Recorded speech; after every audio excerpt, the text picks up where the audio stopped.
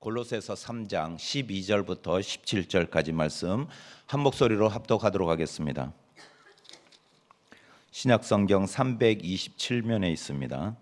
골로새서 3장 12절부터 17절까지 말씀입니다. 합독하겠습니다. 시작. 그러므로 너희는 하나님이 택하사 거룩하고 사랑받는 자처럼 긍휼과 자비와 겸손과 온유와 오래 참음을 옷 입고 누가 누구에게 불만이 있거든 서로 용납하여 피차 용서하되 주께서 너희를 용서하신 것 같이 너희도 그리하고 이 모든 것 위에 사랑을 더하라. 이는 온전하게 매는 띠니라. 그리스도의 평강이 너희 마음을 주장하게 하라. 너희는 평강을 위하여 한 몸으로 부르심을 받았나니 너희는 또한 감사하는 자가 되라. 그리스도의 말씀이 너희 속에 풍성히 거하여 모든 지혜로 피차 가르치며 권면하고 시와 찬송과 신령한 노래를 부르며 감사하는 마음으로 하나님을 찬양하고 또 무엇을 하든지 말에나 일에나 다 주 예수의 이름으로 하고 그를 힘입어 하나님 아버지께 감사하라. 아멘. 골로새 성도들에게 계속 이제 이 옥중 서신을 통해서 골로새 성도들에게 사도 바울이 권면하고 있는 이 말씀을 계속 나누고 있는데 이 말씀이 곧 우리에게 하시는 말씀인 것 같습니다. 우리가 또 들어야 되고 또 이 말씀을 통해서 우리가 알아가야 되는 그런 부분인 것 같습니다. 오늘 말씀에 보면 12절 말씀도 너희는 하나님이 택하사 이렇게 말씀하고 있습니다. 여기서 보면은 골로새 성도들의 그 자격을 이야기하는 겁니다. 자격. 즉 우리가 성도된 자격이 왜 우리가 그런 자격이 주어졌는가? 오늘 말씀에 보면은 하나님이 택했다는 거죠. 택하심. 우리가 선택받았기 때문에 우리가 성도의 자격이 있는 겁니다. 세상 사람들은 그런 자격이 주어지지 않습니다. 하나님이 택할 때 주어진다는 것이죠. 그래서 오늘 말씀에 보면은 택하다, 하나님이 택하셨다. 이 단어는 주로 이제 구약에서 이스라엘 백성들에게 많이 사용되었던 단어입니다. 이스라엘 백성을 부르시고 택하셔서 선민으로 삼으셨다고 이야기하고 있습니다.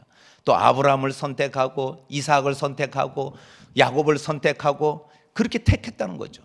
하나님께서 택한 존재가 바로 성도라는 겁니다. 오늘 이 자리에 영상으로 예배드리시는 우리 성도님들을 하나님이 택하신 줄 믿습니다. 하나님이 붙들고 딱 인을 쳤기 때문에 우리가 하나님의 성도로 부름을 받을 수 있는 그런 자격이 주어졌다는 겁니다. 자격이 뭡니까? 시험을 봐서 거기에 합당한가 안 한가, 또한 우리의 자격, 생활, 우리의 태도 여러 가지를 봤을 때 자격이 되는구나 하면은 자격증을 주듯이 운전을 할 때 우리가 그 운전이 그냥 자격증을 주는 게 아닙니다.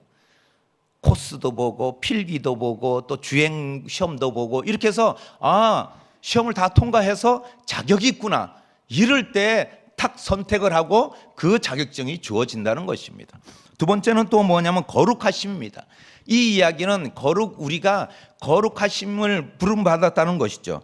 원어의 뜻에는 하나님을 위하여 따로 떼어 놓음을 받았다는 겁니다. 하나님을 위하여 따로 떼어 받았다는 거죠. 하나님을 위하여. 이것은 구별되다라는 의미가 있습니다. 성도의 의미도 구별되다 이런 의미가 있듯이 이 거룩 안에 이게 구별되다라는 의미가 있는 겁니다. 성경에서 말하는 이 거룩은 우리가 거룩한 상태를 이야기하는 게 아닙니다. 보니까는 거룩하신 분 한 분도 안 계시네요. 그러나 우리가 그 상태를 이야기하는 것이 아니라 거룩이 우리가 가야 될 목표라는 겁니다. 목표. 거룩으로 향해 우리가 가야 된다는 거죠. 결국은 우리가 성화되어야 되는 거죠. 그 과정에 있는 거예요. 지금 우리가 거룩하지는 않습니다. 예? 김바울 목사를 보면 어디 거룩한 데 있습니까? 예? 거룩하지 않습니다. 그런데 우리가 지금 상태는 거룩하지 않지만은 하나님께서 따로 떼어 놓아서 우리를 거룩하게 하시려고 준비하고 계시고 또한 우리가 그렇게 살아가야 된다는 겁니다. 이것이 성도의 자격이며 또한 우리가 거룩을 향해 목표를 향해 가야 되는 것이죠. 그리고 또 사랑하심입니다. 사랑하심은 하나님의 본성 아니겠어요? 사랑하심. 독생자 예수 그리스도를 주시기까지 사랑하시는 그 하나님의 사랑.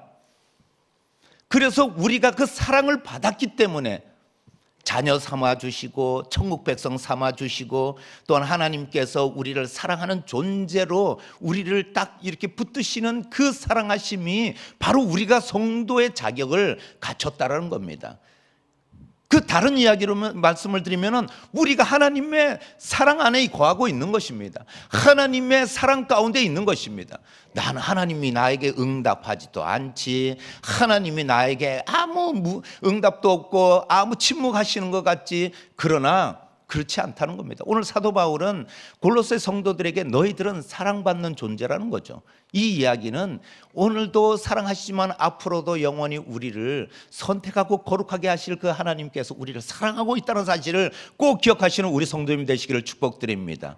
그러면서 사도 바울이 뭐라고 이야기하냐면 예수 그리스도의 옷을 입으라는 겁니다. 예수 그리스도의 옷을 입으라고 12절에 말씀하고 있습니다. 그 옷이 긍휼의 옷, 자비의 옷, 겸손의 옷, 온유의 옷, 오래 참음의 옷을 입으라는 것이죠. 그 옷을 입고 우리가 살아갈 때 우리가 어떠한 삶의 자세를 가져야 되는가, 그리스도의 옷을 입고 우리가 살아가면서 어떤 자세로 살아가야 되는가, 그 첫 번째로 이야기하는 것이 바로 용서하라는 겁니다. 13절 말씀 한번 다 같이 읽어보겠습니다. 시작. 누가 누구에게 불만이 있거든 서로 용납하여 피차 용서하되 주께서 너희를 용서하신 것 같이 너희도 그리하고, 이렇게 말씀하고 있습니다. 용서하라고 사도 바울이 골로새 성도들에게 권면하고 있는 겁니다. 이것이 바로 성도의 삶의 자세이다라는 거죠. 근데 용서라는 것이 무엇입니까? 용서는 불만이 있을 때 용서해야 한다는 것입니다. 누군가 우리에게 잘못을 했을 때, 누군가 나에게 실수를 했을 때 우리가 용서하라는 거죠.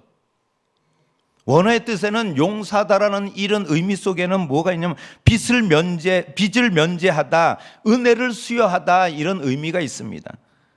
그런데 이것이 누군가가 우리에게 내가 그리스도인이기 때문에 내가 누군가를 용서해야지, 우리 늘 그런 마음을 갖고 있습니다.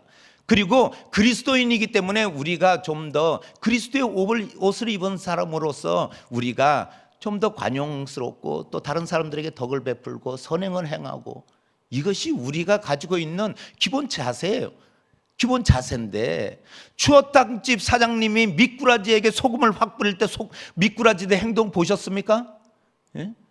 그 미꾸라지들이 그 추어탕집 사장님이 용서가 되겠냐는 거예요. 이것은 용서가 문제가 아니라 나의 목숨의 문제예요. 목숨의 문제. 쉽지 않습니다. 우리는 그냥 나에게 누군가 나의 발을 밟았다? 그럼 죄송합니다. 그러면 괜찮습니다.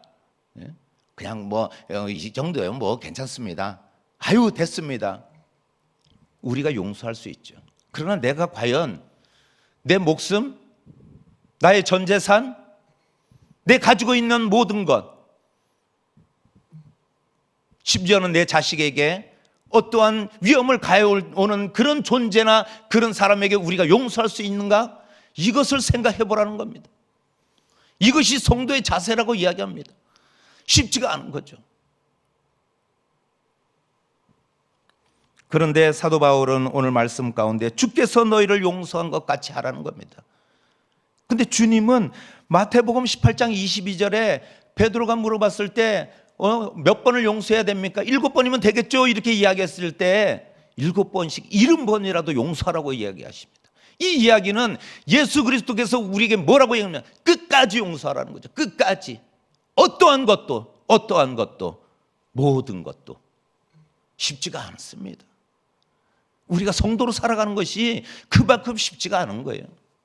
그러나 오늘 사도 바울이 골로새 성도들에게 그렇게 하라는 거예요. 그렇게. 예수님도 그렇게 하셨는데,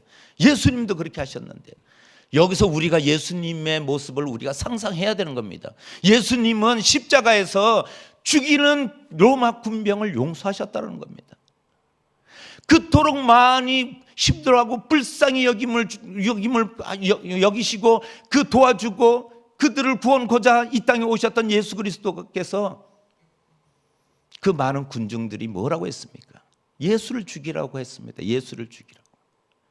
침 뱉고 로마 군병에 채찍질하고. 이것이 바로 예수 그리스도의 용서라는 거예요. 죽기까지. 우리도 그렇게 하라는 거죠. 쉽지는 않아요. 그것이 쉽게 될 것 같으면은 우리에게 세상 사람들 그리고 우리를 선택하고 거룩하게 하시고 우리를 사랑하신다고 하나님께서 독생자 예수 그리스도를 주셨겠냐는 거예요. 쉽지는 않지만 우리가 그런 자세로 살아가야 된다는 거죠. 거룩은 상태가 아니라 목표이듯이 우리가 거기까지 이르기까지 우리의 모습이 그렇게 가야 된다는 것입니다.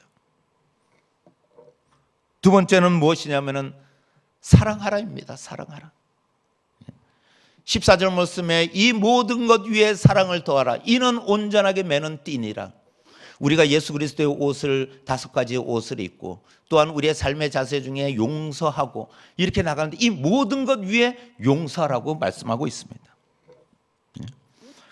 용서는 누군가에게 나에게 가해오고 나에게 실수했을 때 할 수 있는 우리의 삶의 자세이지만 사랑은 관계없지만 아무 상관없지만 제가 저쪽 남미의 반대편에 있는 그 남미의 콜롬비아에 사는 김씨 이씨 거기 김씨 이씨가 있나요? 모르지만 하여튼 그쪽에 있는 사람 제가 알지도 못합니다. 만난 적도 없습니다. 그런데 그 사람까지도 우리가 사랑하라는 거죠.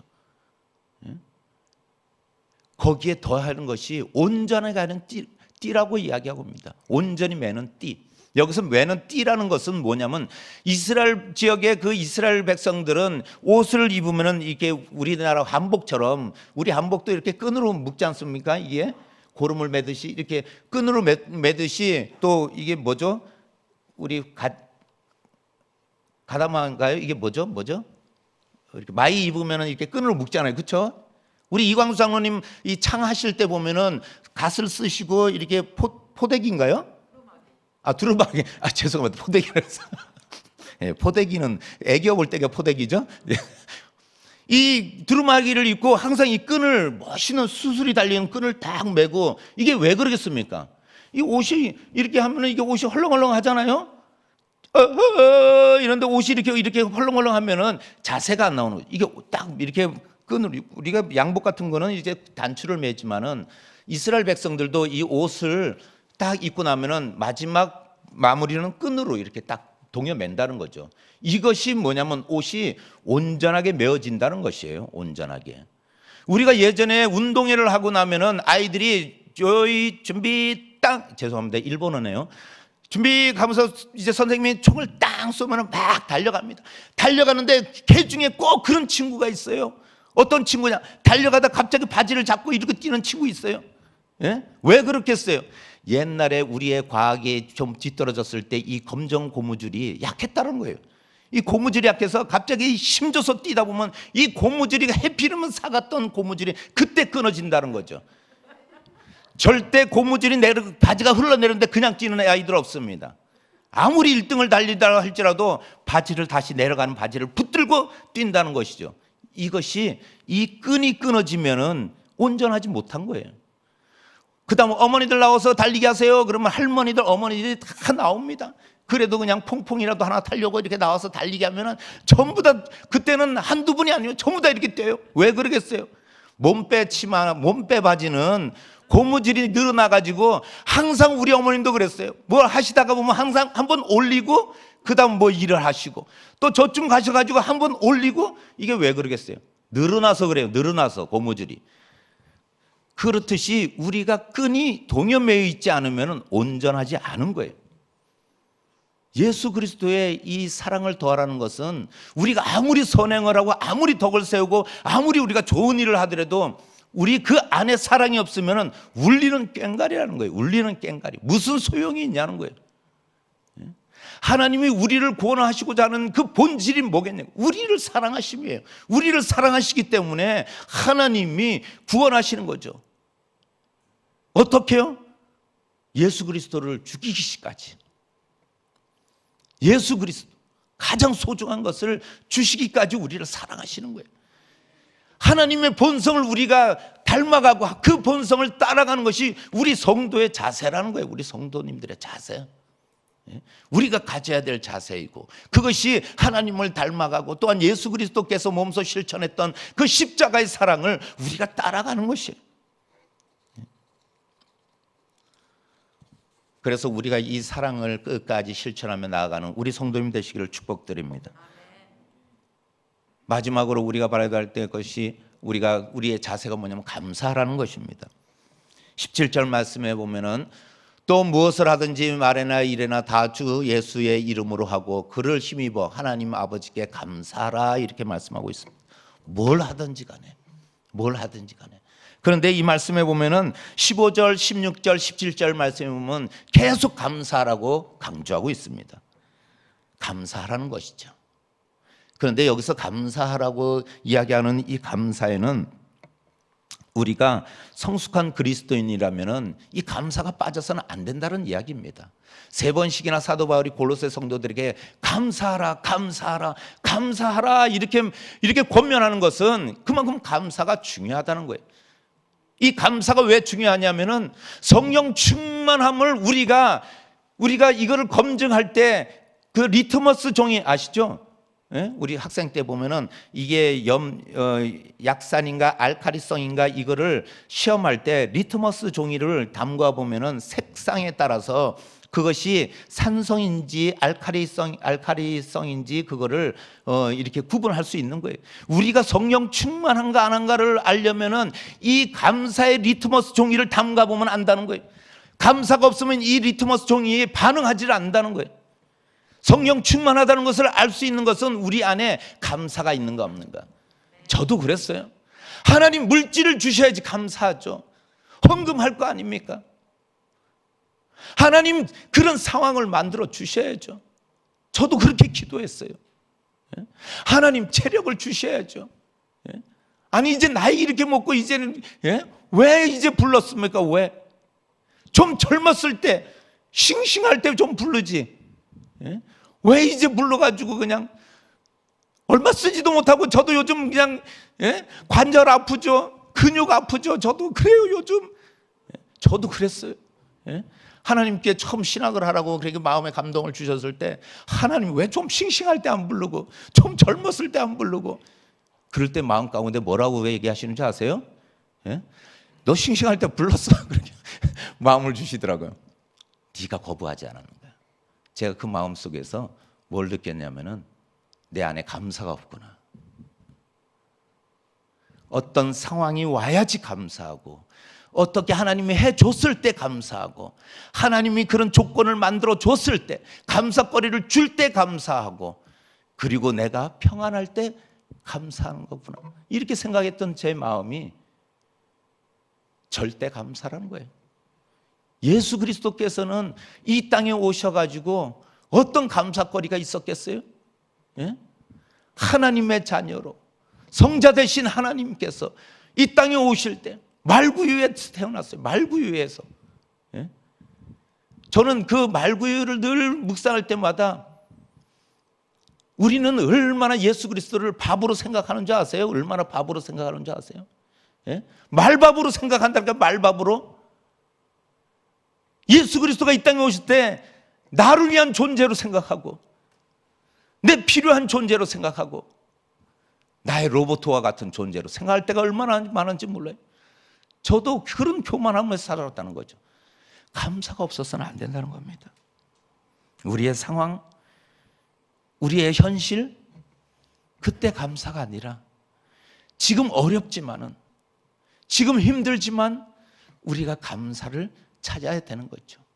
왜냐하면 그것이 바로 은혜라는 거예요. 은혜. 은혜는 우리가 뒤돌아서면 그 은혜를 발견하게 돼요. 이스라엘 백성들은 광야에서 항상 입으로, 생각으로, 행동으로 그냥 원망하며 감사하지 않았다는 거예요. 그것은 그 이스라엘 백성들이 그 안에 뭐냐면 그 은혜를 발견하지 못했을 때, 하나님이 내가 종되고 애굽에 종살이했던 그 상황을 이끌어내시는 하나님을 바라보지 못하고 하나님의 은혜를 발견하지 못했을 때 감사가 사라졌어요. 감사가 없어요. 힘들고 어렵지만 감사할 때 하나님께서는 그 감사를 통해서 또한 우리가 은혜를 발견하게 되고, 그때 내가 입술로 범죄하지 않고, 그때 하나님 원망하지 않고, 그때 내가 신앙의 길로 가고 믿음의 길을 걸어갔던 것이 정말 잘했다고 생각하는 그 시간이 온다는 것입니다. 하나님께서 허락한 이 상황과 시간은 헛된 시간과 상황이 아니에요. 우리를 발전하고 우리를 연단하고 우리를 만들고 우리를 도구 삼으시려고, 우리를 사용하시려고, 우리를 사랑하시는 그 사랑함을 깨닫게 하시려고, 그래서 하나님은 우리를 다듬고 계시는 거예요. 빚고 계신다는 거예요. 이것을 꼭 기억하시는 우리 성도님 되시기를 축복드립니다. 그냥 지나가는 이 어려운 상황 아닙니다. 코로나가 그냥 온 것이 아닙니다.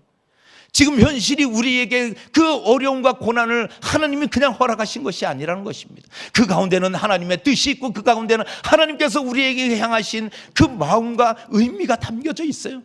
그것을 꼭 기억하시고, 하나님 이것을 감당할 수 있는 힘을 달라고 기도하고, 하나님 이 상황 가운데 하나님께서 나에게 허락, 이 고난을 우리가 잘 이길 수 있도록 깨닫게 해달라고, 그리고 통과하여서 하나님의 은혜를 구하고 하나님께 감사할 수 있는 신앙의 사람 되게 해달라고, 믿음의 사람 되게 해달라고 그렇게 기도하시는 우리 모든 성도님 되시기를 축복드립니다.